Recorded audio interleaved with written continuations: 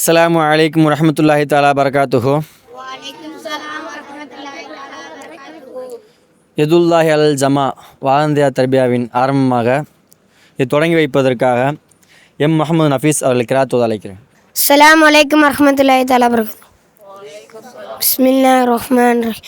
அல்ஹம்துலில்லாஹி ரப்பில் ஆலமீன் அர்ரஹ்மானிர் ரஹீம் مالك يوم الدين إياك نعبد وإياك نستعين اهدنا الصراط المستقيم صراط الذين أنعمت عليهم غير المغضوب عليهم ولا الضالين قل هو الله أحد الله الصمد لم يلد ولم يولد ولم يكن له كفوا أحد.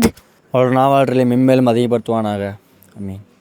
அடுத்தபடியாக ஹசரத் அவர்கள் நம்ம சொற்பொழிவுற்றோம். அல்ஹம்துலில்லாஹ் இல்லதி வகஃபா வஸ்ஸலாத்து வஸ்ஸலாமு அலா ரசூலிஹி சய்யிதில் முஸ்தஃபா وعلى آله وصحبه أجمعين أما بعد قال الله تعالى يا أيها الذين آمنوا اتقوا الله حق تقاته ولا تموتن إلا وأنتم مسلمون وقال نبينا صلى الله عليه وسلم كل بني آدم خطاؤون وخير خطائين التوابون أو كما قال عليه الصلاة والسلام. السلام عليكم ورحمة الله وبركاته. وعليكم السلام ورحمة الله تعالى. அல்ஹம்துலில்லாஹ். அல்லாஹ் ரப்புல் ஆலமீன் இந்த உலகத்தில் ஒரு மனிதருக்கு கொடுத்துருக்கக்கூடிய பாக்கியங்களில் ஆகச்சிறந்த பாக்கியம் என்னென்னா ஈமானுடைய பாக்கியம்தான். இந்த உலகத்தில் அல்லாஹுவை வணங்கக்கூடிய பாக்கியம்தான் ஒரு மனிதனுக்கு கிடைத்த மிகப்பெரிய பொக்கிஷம் நியாமத். ஏன் அப்படின்னா இந்த உலகத்தில் எத்தனையோ இசங்கள் இருக்குது, எத்தனையோ கலாச்சாரங்கள் இருக்குது. மக்கள் என்னென்னமோ விஷயங்களை பின்பற்றுவாங்க. உதாரணத்துக்கு சொல்லணும்னா அமைதியை மட்டுமே விரும்பக்கூடிய மக்கள் இருப்பாங்க. அமைதியை மட்டுமே விரும்பக்கூடிய மக்கள் இருப்பாங்க. அதே மாதிரி தன்னை அமைதிப்படுத்திக்கிறதுக்கான வழிகள் என்னமோ அதையெல்லாம் செய்யக்கூடிய மக்கள் இருப்பாங்க. நம்ம பார்த்துருப்போம். யோகா செய்வாங்க, என்னென்னமோ செய்வாங்க. அவங்களுடைய மன நிம்மதிக்கு, அவங்களுடைய மனசை ஒருநிலைப்படுத்துறதுக்கு, எல்லாத்தையும் சமநிலையில் வச்சுக்கிறதுக்கு என்ன செய்வாங்க? முயற்சிகள் செய்வாங்க. ஆனால் ஒரே ஒரு மார்க்கம் மட்டும்தான் மனிதனுடைய வாழ்க்கையில் அவன் எப்படி இருக்கணும், மனிதனுடைய இயல்பான குணங்களை சரி செய்யக்கூடிய ஒரே ஒரு விஷயம் மார்க்கம்தான். இஸ்லாம் மட்டும்தான் சொல்லுது. உதாரணத்துக்கு சொல்லணும்னா உலகத்தில் இருக்கக்கூடிய எல்லா மக்களும் ஒரே ஒரு விஷயத்தை எப்போவுமே சொல்லுவாங்க. வீரன்னா யார்? வீரன்னா நம்ம யாரை சொல்லுவோம்? சண்டை போடுறவர், பிறரோட சண்டை போடுறவர், கத்துறவர், கம்பீர குரல் உடையவரை என்ன செய்வோம்? வீரன்னு சொல்லுவோம்.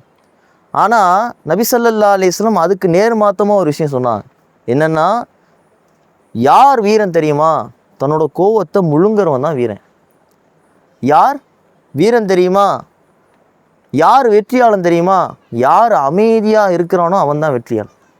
அப்போ இஸ்லாம் ஒரு விஷயத்தை ஆணித்தனமாக சொல்லுது. யாரு கூடயும் சண்டை போடக்கூடாது,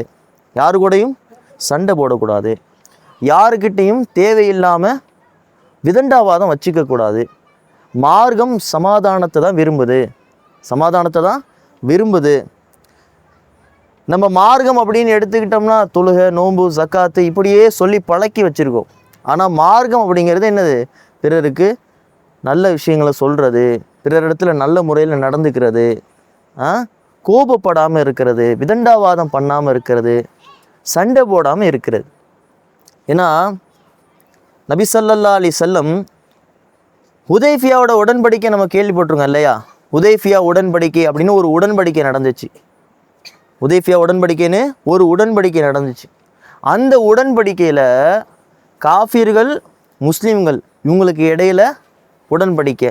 ஆனால் அந்த உடன்படிக்கையில் காஃபிர்கள் வந்து நிறைய நிபந்தனைகள் போட்டாங்க. கொஞ்சம் கூட நியாயமே இல்லாத நிபந்தனை. என்னென்ன நிபந்தனைன்னா, முஹம்மதுர் ரசூலுல்லா அப்படி தான் நபி ஸல்லல்லாஹு அலைஹி வஸல்லம் கூப்பிடுவாங்க. முஹம்மதுர் ரசூலுல்லா அப்படின்னு தான் கூப்பிடுவாங்க. ஆனால் அந்த உடன்படிக்கையில் அவங்க என்ன தெரியுமா சொன்னாங்க? முஹம்மது பின் அப்துல்லான்னு தான் எழுதணும், முஹம்மது ரசூலுல்லான்னு எழுதக்கூடாதுன்னு சொன்னாங்க. அப்படி எழுதக்கூடாது. நிறைய சட்டங்கள் விதித்தாங்க. ஆனால் அந்த சட்டங்கள் எல்லாமே முஸ்லீம்களுக்கு பாதகமான சட்டம் தான். மக்காவை வெற்றி கொள்றதுக்கு 10 வருஷம் நபி ஸல்லல்லாஹு அலைஹி வஸல்லம் எடுத்துக்கிட்டாங்க. அப்படி தானே இப்போ கேள்விப்படுறோம். 10 வருஷம் ஆச்சு மக்காவை வெற்றி கொள்ள, 10 வருஷம் ஆச்சு. ஆனால் நபி ஸல்லல்லாஹு அலைஹி வஸல்லம் 10 வருஷம் ஏன் காத்திருந்தாங்க தெரியுமா? முஸ்லீம்களோட சண்டை போட. முஸ்லீம்களை என்ன செய்யக்கூடாது? தேவையில்லாத சண்டைக்கு கொண்டு போகக்கூடாது. அந்த மக்கள் காஃபிராக இருந்தாலும் அவங்கக்கிட்ட சண்டை போடக்கூடாது. அவங்கக்கிட்ட தேவையில்லாமல் சண்டை போடக்கூடாது. இஸ்லாம் வந்து தேவையில்லாத தர்க்கத்தையும் தேவையில்லாத சண்டைகளையும் பிரச்சனைகளையும் விரும்பாது.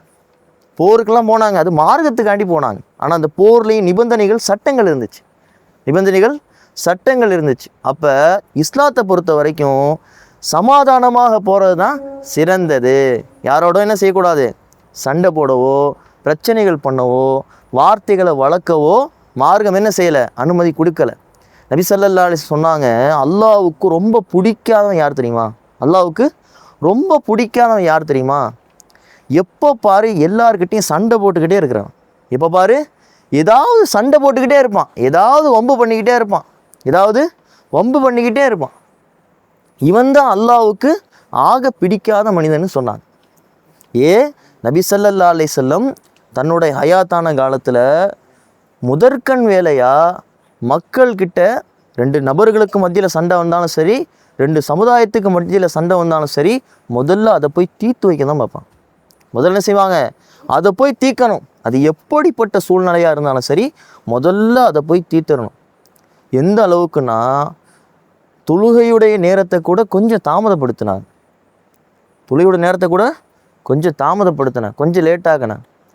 நபி ஸல்லல்லாஹு அலைஹி வஸல்லம் கேள்விப்படுறாங்க, குபால 2 கோத்திரத்துக்கு மத்தியில் சண்டை வந்துருச்சு. 2 கோத்திரத்துக்கு மத்தியில் சண்டை. எந்த அளவுக்கு சண்டைன்னா, கல்லை விட்டு எரிஞ்சுக்கிறாங்க. அந்த அளவுக்கு சண்டை. இப்போ நபி ஸல்லல்லாஹு அலைஹி வஸல்லம் பிலால் ரலியல்லாஹு அன்ஹு சொல்கிறாங்க. பிலால் அலிலாம் யார்? அவங்க தான் முஅத்தின், மஸ்ஜித் நபவியுடைய முஅத்தின். இப்போ நான் வெளியே போகிறேன், நீங்கள் என்ன செய்யுங்க? பள்ளியை பார்த்துக்குங்க. மக்களில் யாராவது வந்தாங்கன்னா அவங்கள தொழு வைக்க சொல்லிடுங்க. இப்போ ஹஜ்ரத் இமாம் வெளியே போயிட்டாங்கன்னா வேறு யாராவது பொறுப்பு நியமிச்சுட்டு போவாங்கள்ல, அந்த மாதிரி நபி ஸல்லல்லாஹு அலைஹி வஸல்லம் பிலால் அலிலான்ட்டு சொல்லி ஒரு சஹாபியை நியமிக்க சொல்லிட்டு போயிட்டு தொழுகைக்கு வந்தாங்க. தாமதமாக தான் வந்தாங்க. அபூபக்கர் ரலியல்லாஹு அந்த இடத்துல இருந்தாங்க. பிலால் அலிலாம் சொன்னாங்க, நபி ஸல்லல்லாஹு அலைஹி வஸல்லம் ஒரு வேலையை வெளியே போயிட்டாங்க, நீங்கள் இமாமத்து பண்ணுங்கன்ட்டாங்க. போயிட்டாங்க, முன் சபுல நின்றுட்டாங்க, தக்பீர்லாம் கட்டிட்டாங்க. ஆனால் அவங்க தக்பீர் கட்டும்போது நபி ஸல்லல்லாஹு உள்ளே நுழைஞ்சிட்டாங்க. இப்போ சஹாபாக்கள் என்ன செஞ்சாங்க? ஓசை எழுப்புனாங்க. அந்த நேரத்தில் தொழுகையில் இமாம் தப்பு செஞ்சிட்டா என்ன செய்வோம்? சுப்ஹானல்லாஹ் சொல்லணும். அவங்களுக்கு செய்யணும்.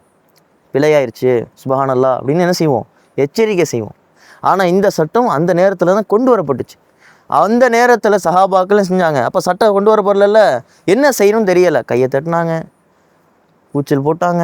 அதுக்கப்புறம் அபூபக்கர் ரலியல்லாஹு திரும்பி பார்த்துட்டு கொஞ்சம் அப்படி லைட்டாக அப்படி பார்த்துட்டு என்ன செஞ்சிட்டாங்க? பின்னாடி வந்துட்டாங்க. ரசூலுல்லாஹ் சொன்னாங்க, நீங்கள் முன்னாடி நின்று தொழுவைங்கன்னாங்க. பின்னாடி வந்துட்டாங்க. ரசூலுல்லாஹ் தொழுகையை முடிச்சுட்டு சொன்னாங்க, யாராவது தொழுகைக்காக நீங்கள் நின்றுக்கிட்டு இருக்கும்போது தவறு இழைச்சிட்டாலோ ஏதாவது தவறு செஞ்சிட்டாலோ நீங்கள் என்ன செய்யுங்க? சுப்ஹானல்லாஹ் சொல்லுங்கள். நீங்கள் வீட்டில் தொழுதுகிட்டு இருக்கும்போது யாராவது நீங்கள் தொழுவுறீங்கன்னு தெரியாமல் வந்து உங்களை கூப்பிட்டுட்டாங்கன்னா சுப்ஹானல்லாஹ் சொல்லுங்கன்னு சொல்லி கற்றுக் கொடுத்தாங்க. சரியா? ஆனால் இந்த ஹதீஸ் எழுதுகிற ராவி சொல்கிறாரு, நபி ஸல்லல்லாஹு அலைஹி வஸல்லம் தாமதம் வந்தாங்கல்ல, அது என்ன காரணம்னா, முதல்ல என்ன செய்யணும்? பிரச்சனையை தீர்க்கணும். நபி ஸல்லல்லாஹு அலைஹி வஸல்லம் காலத்தில் நிறைய சஹாபாக்களுக்கு மத்தியில் பிரச்சனை, பிணக்கு எல்லாம் வந்துச்சு. ஆனால் நபி ஸல்லல்லாஹு அலைஹி வஸல்லம் முதல்ல என்ன செய்வாங்க? பிரச்சனையை தீர்க்கணும்னு நினைப்பாங்க. பொய் சொல்கிறது எந்தெந்த இடத்துல கூடும்? 2 பேருக்கு மத்தியில் பிரச்சனை, ரெண்டு பேருக்கு மத்தியில் பிரச்சனை, அவங்க ரெண்டு பேரையும் சமாதானப்படுத்தி வைக்கிறதுக்கு போய் சொல்லலாம். அதுக்கு மார்க்கத்தில் அனுமதி இருக்குது. எந்த அளவுக்கு நபி ஸல்லல்லாஹு அலைஹி வஸல்லம் தன்னுடைய சஹாபாக்களை உருவாக்குனாங்கன்னா, இந்த மார்க்கத்தை உருவாக்குனாங்கன்னா, நமக்கு 2 பெருனா தானே, நமக்கு 2 பெருனா தான். இந்த 2 பெருநாளையும் நம்ம எப்படி கொண்டாடுறோம்? யாருக்காவது பிரச்சனை ஏற்படுதா, கஷ்டம் ஏற்படுதா, தொந்தரவு கொடுக்குறோமா, விதண்டாவாதம் எதுவும் வருதா? இல்லை. இப்போ இந்த மார்க்கம் இருக்குது, இந்த மார்க்கத்தை ஒற்ற வரியில் சொல்லணும்னா இஸ்லாம் தான் அமைதிக்கான ஒரு வழிகாட்டுது. நிறைய பேர் இஸ்லாத்துக்கு வந்து நிறைய பேர் சொன்ன விஷயம் என்னென்னா, இஸ்லாத்தை பொறுத்த மட்டும் அமைதியை தான் மார்க்கம் விரும்பும், அமைதியை தான் விரும்பும். ஆனால் இன்றைக்கி இருக்கக்கூடிய காலகட்டத்தில் நம்ம என்ன செய்கிறோம்? சண்டை சச்சரவு, பிரச்சனை, அண்டை வீட்டாரோட சண்டை, தன்னுடைய உறவுகளுக்கு மத்தியில் சண்டை, விதண்டாவாதம் பேசுகிறது, இது எல்லாம் மார்க்கம் முற்றிலும் தடை செஞ்சிருச்சு. அப்படி ஒரு கால் பிரச்சனை இருந்தாலும் கூட நபி ஸல்லல்லாஹு அலைஹி வஸல்லம் தீர்த்து வைக்க தான் பார்ப்பாங்க, தீர்த்து வைக்க தான் பார்ப்பாங்க. நபி ஸல்லல்லாஹு அலைஹி வஸல்லம் சொன்னாங்க, இந்த உலகத்தில் சிறந்த அமலை நான் உங்களுக்கு சொல்லி தரட்டுமான்னு கேட்டேன். நோன்பை விட தொழுகையை விட, நோன்பை விட தொழுகையை விட, சதக்காவை விட சிறந்த அமலை நான் உங்களுக்கு சொல்லி தரட்டுமான்னு கேட்டேன். சஹாபாக்கள் கேட்டாங்க, யாரை சொல்லலாம், எங்களுக்கு சொல்லுங்கள். 2 பேருக்கு மத்தியில் பிரச்சனை ஏற்பட்டா, 2 பேருக்கு மத்தியில் பிரச்சனை ஏற்பட்டால் அதை தீர்த்து வைங்கன்னு சொன்னான். அதுதான் சிறந்த அமல்னு சொன்னான். அப்போ மார்க்கம் இருக்குதுல்ல, அது பல தடவை சொல்கிறது உண்டு. மார்க்கத்தை பொறுத்தவரை நீங்கள் எவ்வளோ இபாதத் கண்டிப்பாக செய்யணும். தொழுகை கடமை, தொழுகை கட்டாய கடமை, அதை நம்ம என்ன செய்யணும்? கண்டிப்பாக பேணி தொழுகணும். நோன்பு கடமை. ஆனால் செயல்பாடுகள் இருக்குது பாருங்கள், அது ரொம்ப முக்கியம், அது ரொம்ப முக்கியம். ஏன்னா அல்லாஹ் சொல்லிட்டான், யாருக்கு சொர்க்கம், யாருக்கு சொர்க்கம், யார் கோவத்தை வெண்டு விழுங்குறாரோ அவருக்கு தான் சொர்க்கம், அவருக்கு தான் சொர்க்கம், அவர் தான் வெற்றியாளர். நம்ம என்ன செய்வோம்? கோவப்படுவோம், பிரச்சனைகள் பண்ணுவோம். இன்றைக்கி சண்டை போகிறத நிறைய பேர் விரும்புகிறாங்க, சண்டை போகிறத நிறைய பேர் விரும்புகிறாங்க, சண்டை போடுறவங்கள பார்த்தா விரும்புகிறாங்க. நம்மளும் அப்படி தானே, யார் கத்துறானோ, யார் சண்டை போடுறானோ, சண்டை பிடிக்கிறானோ அவனை கொஞ்சம் பெருசாக பார்ப்போம். ஆனால் மார்க்கம் சொல்லுது, சண்டை போடக்கூடாது, சண்டை ஏற்படுத்தவும் கூடாது. சண்டை போட்டுக்கிட்டாங்கன்னா அதை தீர்த்து வைக்க தான் பார்க்கணும், தீர்த்து வைக்க தான் பார்க்கணும். அந்த பழக்கத்தை இப்போலேருந்தே கொண்டு வரணும், இப்போலேருந்தே கொண்டு வரணும். அமைதியை மார்க்கம் வந்து அமைதியை நிலைநாட்ட சொல்லுது. இந்த உலகத்தில் அதிகமான மக்கள் நிம்மதியாக சந்தோஷமாக இருக்கிறதுக்கு காரணம் என்னது? இந்த இஸ்லாமிய மார்க்கம்தான், இஸ்லாமிய மார்க்கம்தான். அதனால் நம்மளோட வாழ்க்கையில் செயல்கள் ஃபயல்களை கொண்டு தான் நம்மளுடைய சொர்க்கம் நரகம் தீர்மானிக்கப்படும், செயல்களை கொண்டு தான் சொர்க்க நரகம் தீர்மானிக்கப்படும். நம்ம அதிகமாக கேள்விப்பட்டிருப்போம், ஒரு பெண்மணி இருந்தாங்க, அவங்க ஒரு நாய்க்கு தண்ணி கொடுத்தாங்க, அல்லாஹ் அவங்களுக்கு சொர்க்கத்தை கொடுத்தான் அப்படின்னு. அந்த பெண்மணி வந்து ரொம்ப கெட்டவங்க உலகத்தை பொறுத்தவரையும். ஆனால் அவங்களுடைய ஒரே ஒரு செயல் அவங்களுக்கு சொர்க்கத்தை வாங்கி தந்துருச்சு. இன்னொரு பெண்மணி இருந்தாங்க, அவங்க வந்து அதிகமாக இபாதத் செய்வாங்க, நோன்பு வைப்பாங்க, அதிகமாக இபாதத் செய்வாங்க. ஆனால் உலக விஷயத்தில், செயல்பாடுகள் விஷயத்தில் சரியாக நடந்துக்கிறது இல்லை. பக்கத்து வீட்டில் சண்டை போடுறது, சண்டை சச்சரவு பண்ணுறது, பக்கத்து வீட்டோட சண்டை சச்சரவு பண்ணுறது, கூட இருக்கவங்களோட சண்டை சச்சரவு பண்ணுறது, உறவுகள்கிட்ட சண்டை சச்சரவு பண்ணுறது, இப்படியே இருப்பாங்க. ஆனால் அல்லாஹ் அவங்கள என்ன செஞ்சிருவான்? நரகத்தில் போட்டுருவான். அப்போ செயல்பாடுகள் தான் தீர்மானிக்கும். அந்த அடிப்படையில் இந்த உலகத்தை பொறுத்த வரைக்கும் மௌனமாக இருக்கிறவர் முட்டாள்னு சொல்லப்படலாம். ஆனால் நபி ஸல்லல்லாஹு அலைஹி சொன்னாங்க, மன் சமத்த நஜா, யார் மௌனமாக இருப்பாரோ அவர் தான் வெற்றியாளர், அவர் தான் வெற்றியாளர். யார் கோவப்படுறானோ அவன் இந்த உலகத்தை பொறுத்த வரையும் புத்திசாலியாக பலசாலியாக இருக்கலாம். ஆனால் யார் கோவத்தை விழுங்குறாங்களோ அவங்க தான் வெற்றியாளர் அப்படிங்கிறது அல்லாஹ் சொன்னான். அப்போ நம்ம என்ன செய்யணும்? சண்டை சச்சரவு வச்சுக்கக்கூடாது, யாரோடையும் சண்டை போடக்கூடாது. அப்படி யாராவது சண்டை போட்டாங்கன்னா என்ன செய்யணும்? அவங்கள சமாதானப்படுத்தி வைக்கிறதுக்கான வேலைகளை தான் நம்ம முதற்கண் வேலையாக செய்யணும். இப்போ அல்லாஹ் ரப்புல் ஆலமீன் இந்த உலகத்தில் எப்படி நமக்கான வாழ்வாதாரத்தை ரொம்ப அழகாக கட்டமைச்சு கொடுத்துருக்கான், ரொம்ப அழகாக கட்டமைச்சு கொடுத்துருக்கான். அதே மாதிரி நம்மளுடைய வாழ்க்கையும் அமைச்சிக்கணும். மார்க்கம் சொல்லபடி அமைச்சிக்கிட்டோம்னா நமக்கு ஏது பிபி ப்ரெஷரு சொல்லுங்கள். இன்றைக்கி ஒரு 18 வயசு பையனுக்கு பிபி இருக்குது, கோவம் அதிகமாக படுறாரு, அம்மாட்ட கோவப்படுறாரு, அப்பாட்ட கோவப்படுறாரு, உறவுகள்கிட்ட கோவப்படுறாரு, சின்ன வயசு தான் ஆகுது கோவப்படுறார், பேசாமல் போயிடுறாரு. ஆயிஷா ரலியல்லாஹு அதை செஞ்சாங்க. ஆயிஷா ரலியல்லாஹு அதை செஞ்சாங்க, பேசாமல் போனாங்க தன்னுடைய சகோதரருடைய மகன்கிட்ட. அது ஒரு நீண்ட சம்பவம். ஆனால் அந்த நேரத்தில் சஹாபாக்கள்லாம் செஞ்சாங்க, ஞாபகப்படுத்தினாங்க. ஆயிஷா ரலியல்லாஹு அன்ஹா ஞாபகப்படுத்தினாங்க, சொன்னாங்க 3 நாளைக்கு மேலே ஒரு முஸ்லீம்கிட்ட பேசாமல் இருக்கக்கூடாது. அல்லாஹ்வுடைய தூதர் சொல்லியிருக்காங்க இல்லையா, அதை ஞாபகப்படுத்தணும். கோவம் வரும்போது ஞாபகப்படுத்திக்கணும். கோவம் வரணும். மார்க்கத்தில் முக்கியமான நேரங்களில் கோவம் வரலாம். அந்த கோவத்துக்கு சரியான காரணம் இருக்கணும்.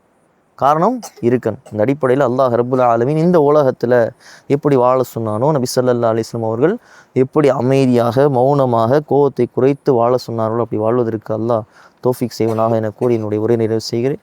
வாஹிரு தஅவானா அனில் ஹம்துலில்லாஹி ரப்பில் ஆலமீன். அல்ஹம்துலில்லாஹ். சிறப்பாக நம்ம இடத்துல நிறைய நல்லுரைகள் எடுத்து சொல்லியிருக்காங்க அஜர்த்து. அதே மாதிரி நம்ம வாழ்க்கையிலையும் செயல்முறைப்படுத்தணும். அடுத்ததாக கஃபாரா துவா.